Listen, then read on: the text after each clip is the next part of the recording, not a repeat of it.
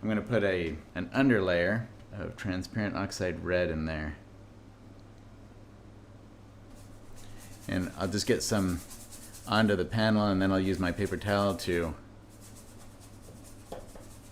cover the whole panel with it. And I just want a real thin wash of it so that it doesn't interfere overly with the painting itself.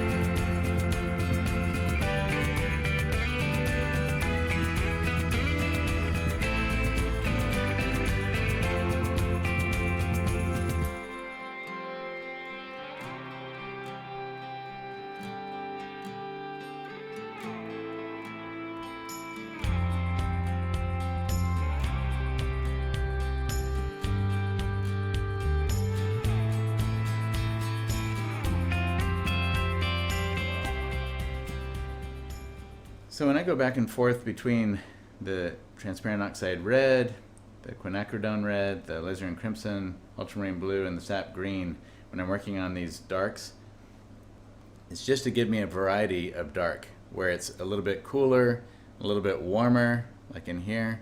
So just moving back and forth, warm and cool, warm and cool.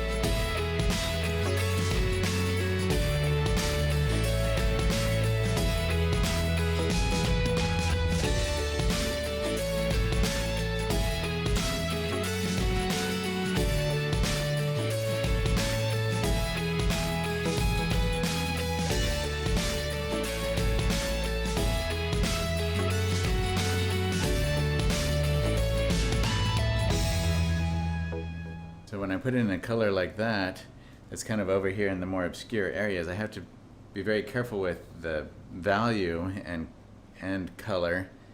I want it to be fun, but if it's too bright, it's going to really pop forward and pull the eye over into this area. So where I want this area to be interesting and maybe break up some of the shapes a little bit, I don't want to pull away from here. So I have to I'm always judging things relative to here on how much interest and contrast to give it.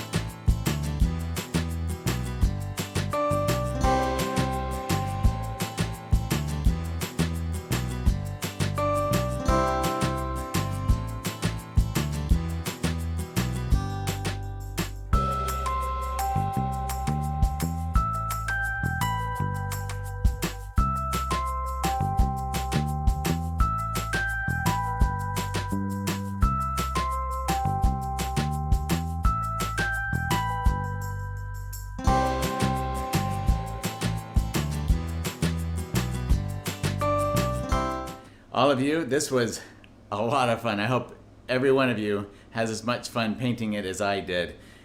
I love waterfalls. I'm mesmerized by them when I'm there, watching them, and I love the opportunity to paint them as well. So I hope each of you has a lot of fun painting this and that you produce your own waterfall masterpiece. Happy painting!